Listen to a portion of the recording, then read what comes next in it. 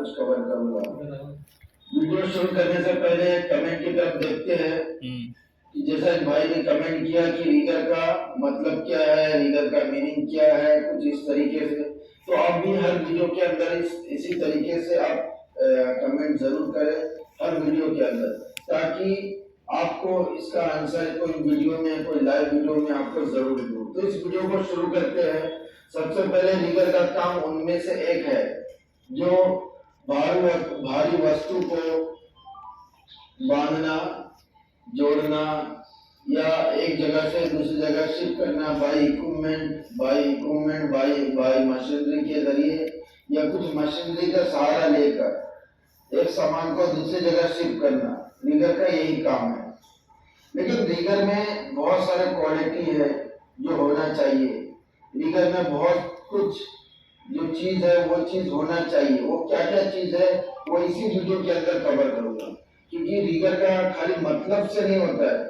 Rigger में आपने सुन लिया कि रीगर का ये मतलब है, ये मीनिंग है, ये काम है, लेकिन जब तक आपको रीगर का क्वालिटी आपको नहीं मालूम पड़ेगा, जब तक आप नहीं समझ पाएंगे कि रीगर का क्वालिटी क्या है।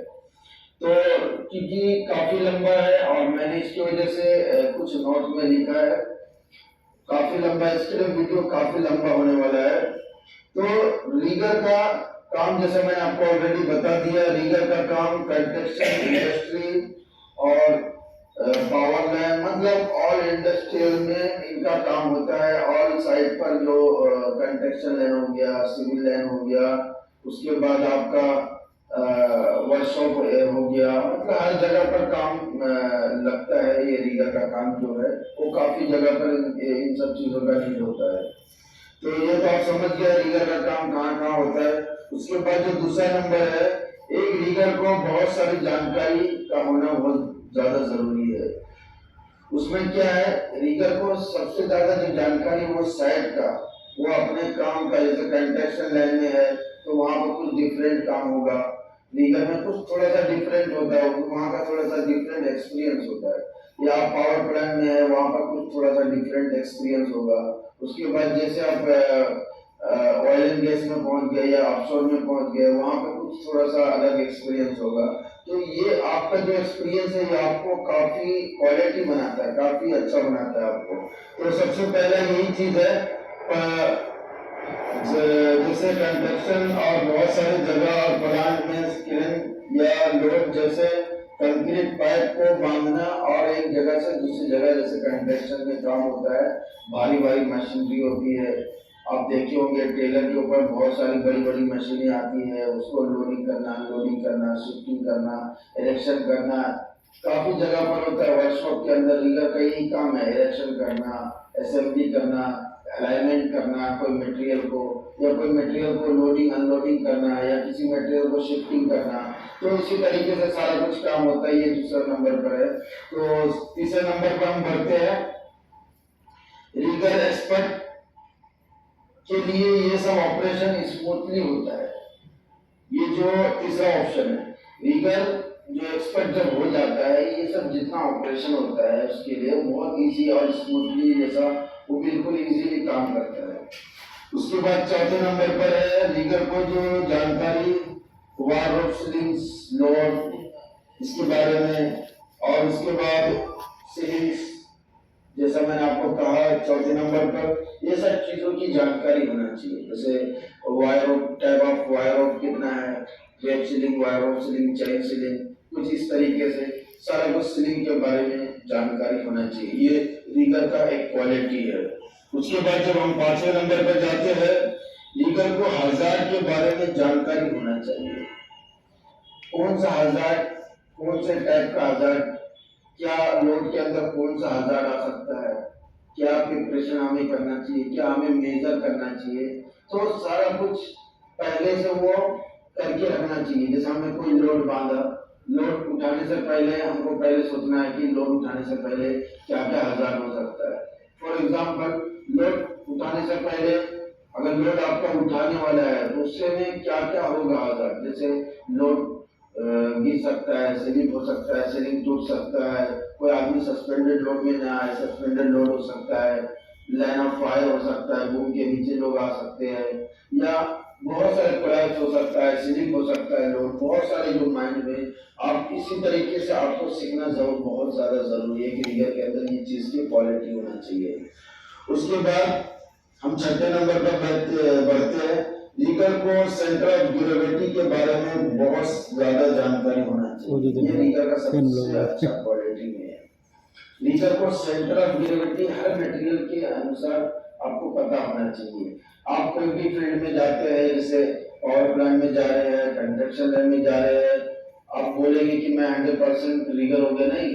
आपको लाइफ में एक अलग अलग एक्सपीरियंस मिलेगा, क्योंकि एक अलग अलग दिशा का आपको एक मटेरियल मिलेगा, उसका आप सेंटर ऑफ ग्रेविटी करके निकालना है।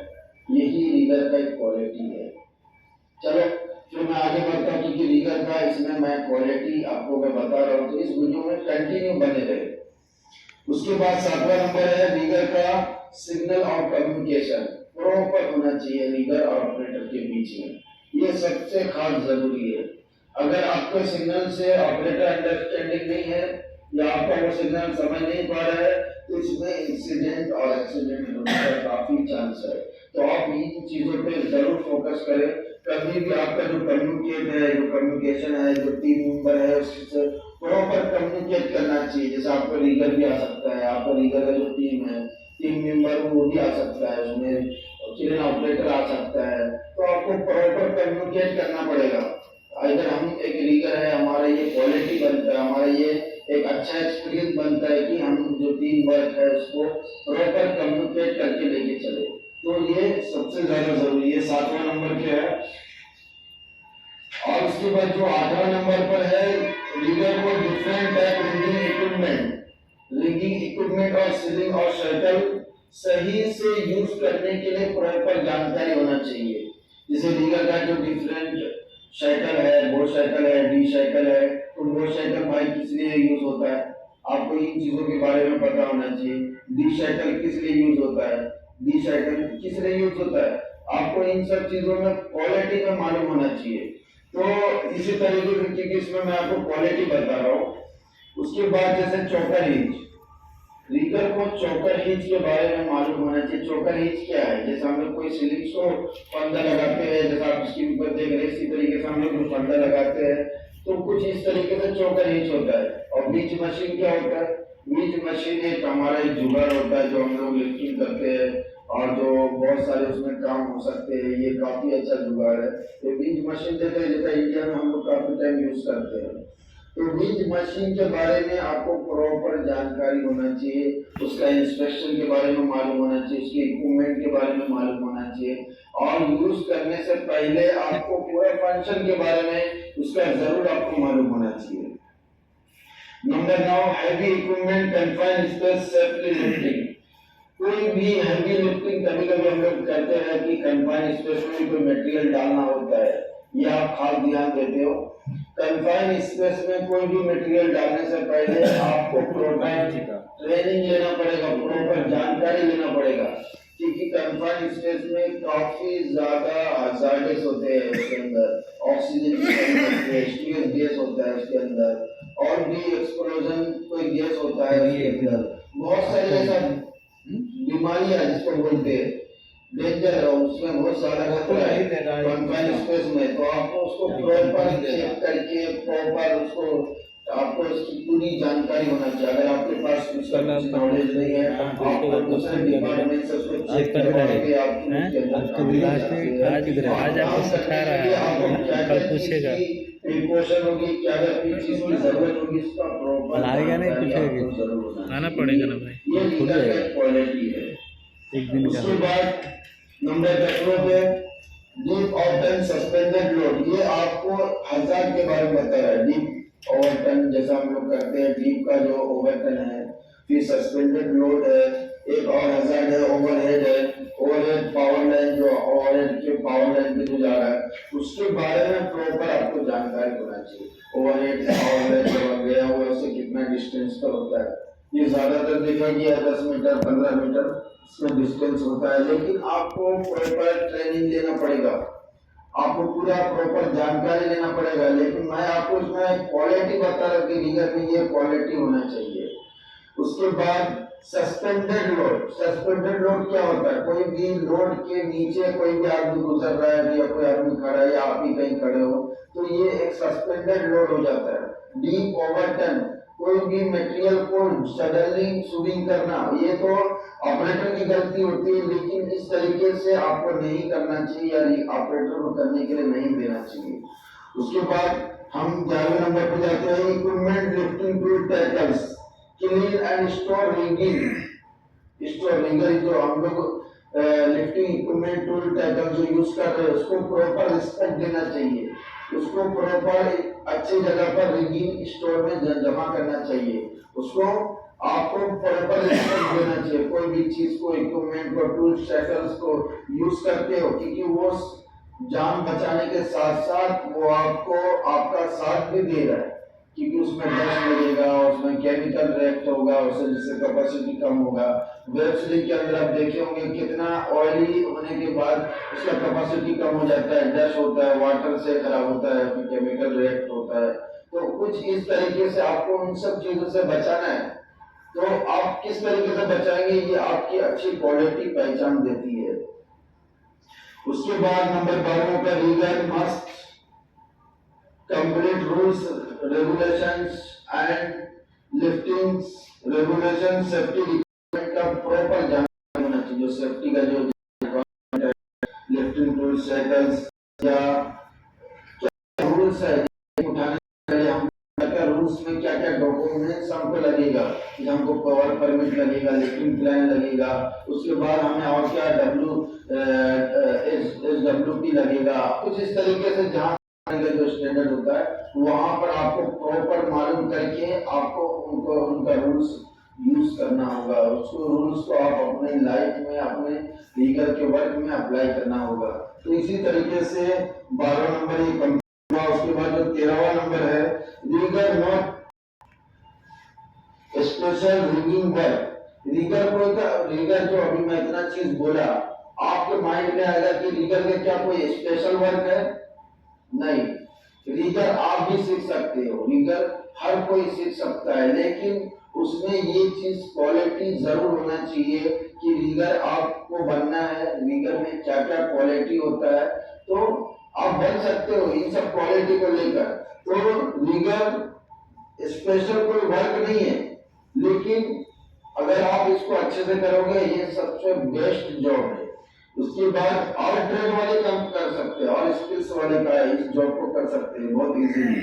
जैसे अगर कोई वेल्डर है, कोई पाइप फिटर है, कोई स्टार फोल्डर है, लेकिन हर कोई कर सकता है। ये तो आपको एक फॉर एग्जांपल के लिए बताया गया, लेकिन आप ये वीडियो को देखने के बाद ये मत सोचो कि मुझे मैं पहले वेल्डर था या मैं रीगर में जाऊंगा। नहीं, वेल्डर भी एक अच्छा जॉब है, रीगर भी एक अच्छा जॉब है, सब वो अपने अपने जगह पर काफी अच्छे हैं, लेकिन आपको जहाँ ज्यादा इंटरेस्ट है उस जगह पर आपको बढ़ना चाहिए, ताकि आपको और बहुत इजी हो। आपको ये नहीं करना चाहिए पहले मैं इस जॉब में था, फिर इस जॉब में जाऊँ, इस जॉब से उस जॉब में जाऊँ, इस जॉब से उसमें, तो आपका लाइफ खराब हो जाएगा। तो इसके लिए इन चीजों पर ध्यान दें।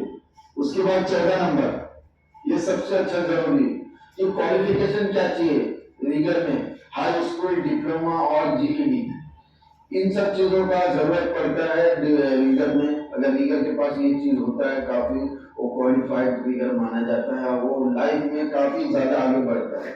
लेकिन ज्यादातर देखा गया बिना पढ़े लिखे लोग भी रीगर के अंदर है, और वो अपनी लाइफ में अगर उसका आदत अच्छा है, क्वालिटी है, इस क्वालिटी को वो खुद मेंटेन कर रहे हैं, तो उसके लिए काफी अच्छा और काफी बेस्ट है। तो नंबर 15 पे फिजिकली फिट होना चाहिए, हाथ, बॉडी, आंख, हर चीज उसका फिजिकली जो फिट होना चाहिए। ये 15वें नंबर पर है। और उसके बाद जो 16वां नंबर है वो legal tools and read plans. Legal का जो टूल्स है, जो टैग है, जो देखो टूल्स में जो टैग वगैरह होता है उसको रीड करने के लिए प्रॉपर आना चाहिए। इसके लिए मैं पहले हाई स्कूल और डिप्लोमा और GED बताया, क्योंकि उसमें काफी सारा आपको जानकारी मिलेगा। उस जानकारी को लेकर अगर आप यूज करोगे तो आप कैसा है, आप प्रॉपर एक अच्छे रास्ते पर उस सीरीज को, उस टूल्स को, उस इक्विपमेंट को आप प्रॉपर यूज करोगे, क्योंकि आपको पढ़ने के लिए आता है। आपको पूछने की किसी को जरूरत नहीं पड़ेगा, आप प्रॉपर पढ़े और प्रॉपर उन चीजों का यूज किए। तो लीगल टूल्स और read plan, lifting plan, read plan या और भी जो कैलकुलेशंस होते हैं जो उसके अंदर प्रिपरेशन हमें की करना होता है लिफ्टिंग प्लान में, हैवी लिफ्टिंग, क्रिटिकल लिफ्टिंग में, उसको प्रॉपर आपको जानकारी होना चाहिए और प्रॉपर रीड करने के लिए आना चाहिए और प्रॉपर समझ में भी आपको आना चाहिए। उसके बाद जो 17 नंबर पर है, 17 नंबर पर लिफ्टिंग इक्विपमेंट का सही से चलाना आना चाहिए। जो लिफ्टिंग इक्विपमेंट है, जैसे लिफ्टिंग इक्विपमेंट में क्या है, बहुत सारी चीजें, चैन ब्लॉक भी आता है, फिर बीच मशीन भी आता है, फिर और भी बहुत सारे जो मशीनें हैं, कैमलॉन है, लीवर होस्ट है, बहुत सारी जो चीज है, हुक जिसको हम लोग बोलते हैं, बहुत सारे जो इक्विपमेंट है, स्पाइडर बीम है, फिर और भी बहुत सारे जो इक्विपमेंट जो टूल्स टाइटल्स है, सबको प्रॉपर यूज करने के लिए और प्रॉपर इक्विपमेंट को ऑपरेट करने के लिए जरूर आना चाहिए। अगर आप ऑपरेटर हैं तो भी रीगर का तो आधा काम आपको मालूम होना चाहिए। अगर आप रीगर हो तो रीगर में रहकर थोड़ा बहुत ऑपरेटर का भी जानकारी आपको होना चाहिए। उसके बाद हम आगे बढ़ते हैं, 18 नंबर पर पावर टूल्स स्किल होना चाहिए। पावर टूल्स जो हम लोग यूज करते हैं, जैसे पावर टूल्स में आप देखा होगा, हम लोग जैसे कोई भी चीज को हम लोग उठाने के लिए जैक का यूज करते हैं, कोई भी हैवी मशीन को, कोई हैवी इक्विपमेंट्स को शिफ्टिंग करने के लिए या थोड़ा एडजस्टमेंट करने के लिए हम लोग जैसे हम लोग उन मशीनों का यूज करते हैं, जैक वगैरह का, तो उसको पावर टूल्स, जितना भी पावर टूल्स है, ट्रॉली है, पावर टूल्स जो भी है, इक्विपमेंट है, लिफ्टिंग टूल्स साइकिल्स में, उसको प्रॉपर यूज करने के लिए स्किल्स आपके पास जरूर होना चाहिए। 19वें नंबर पर है रीगर का कुछ डिफरेंट थर्ड पार्टी रिक्वायरमेंट होता है।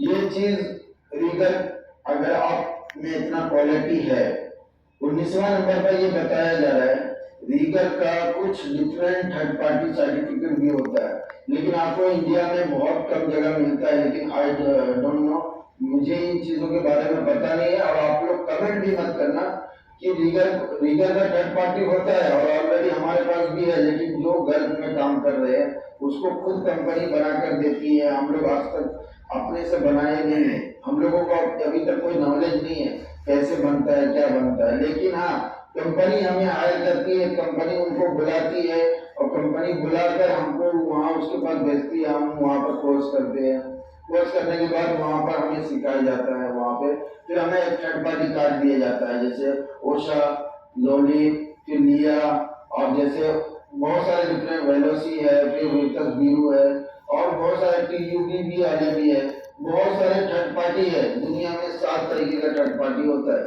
आप ये जान लें कि दुनिया में 7 तरीके का थर्ड पार्टी है।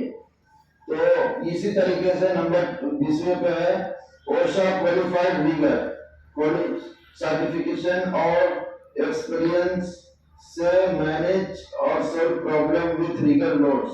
मतलब ओशा ये दावा कर रहा है कि अगर आप ओशा का कोई भी ऐसा कोर्स करते हो, कुछ क्वालिफाइड अगर ओशा के हो, तो आप एक अच्छे क्वालिफिकेशन सर्टिफाइड और आपको एक अच्छा एक्सपीरियंस देगा, वो आपको इतना ही भरोसा देगा है। ये कोई स्पॉन्सर वीडियो नहीं है ओशा की तरफ से, लेकिन ओशा का ये कहना है कि अगर आप हमारे तरफ से इस कोर्स को करते हो, हम प्रॉपर जानकारी देंगे, हम उसका गारंटी भी देंगे कि आप अच्छा एक एक्सपीरियंस हमारे इधर से सीख के जाओगे। तो इन चीजों पर ध्यान देना है। उसके बाद ओशा और बहुत सारे जो कैंसर ट्रेनिंग सेम स्कूल बहुत सारे डिफरेंट है, ओशा भी है, जैसे मैंने आपको बताया 7 तरीके का कुछ एक थर्ड पार्टी होता है रीगर का, बहुत सारे हैं। तो ये तो बात हो गई। 23वें नंबर पर है ओशा रीगर सैलरी अरेंज। जो अमेरिका में जो ओशा में जो सैलरी है, वहाँ का जो गवर्नमेंट जो एग्रीमेंट किया हुआ है, वो $50,000 $50,270 पर मंथ सैलरी, ये ओशा का जो वहां से जो कोर्स कर आएगा। जैसे आप सऊदी में देखे होंगे अरामको जो रिटर्न है, अरामको को कितना सैलरी मिलता है, एक अरामको को रीगर अगर 3 है, अरामको रीगर 3 है, तो उसका जो सैलरी लगभग अप्रोक्स उसका 7,000 6,000 से स्टार्टिंग होता है। उसके बाद अगर रीगर 2 होता है वो 12,000 में जाता है, 12,000 से 13,000 में जाता है। फिर उसके बाद रीगर 1 होता है वो 22,000 30,000 या 22,000 भी होता है, और भी उसमें कुछ थोड़ा सा ऊपर नीचे होगा, लेकिन जो भी मैं हिसाब आपको बताया कुछ इसी तरीके से। लेकिन ओशा का रीगर की सैलरी जो एवरेज बताया गया है वो बाई गवर्नमेंट के थ्रू, तो वो $50,270 लीगर का जो सैलरी होता है ये उसका एग्रीमेंट में होता है। ओशा वाला एक वादा कर रहा है, एक दावा कर रहा है इसी तरीके से, बट मुझे मालूम नहीं है ओशा का क्या ये रियल और फेक है, मुझे इन चीजों के बारे में पता नहीं है। तो आई होप कि इस वीडियो में आपने बहुत कुछ सीखा। इस वीडियो में अगर सीखा तो लाइक और शेयर जरूर करें। आई होप अपने हर वीडियो में आपको कमेंट जरूर करना है। जो आप अगर कमेंट करते हैं तो छोटा सा एक शॉर्ट कमेंट करें, उसमें आपका कोई क्वेश्चन ना हो, क्योंकि वो क्वेश्चन वाला आप कमेंट अगर करते हो ज्यादा लंबा तो हमारे तरफ नहीं पहुंचता है। तो इन चीजों पर थोड़ा सा ध्यान दें। तो फिर मिलते हैं नेक्स्ट वीडियो में और नेक्स्ट टॉपिक।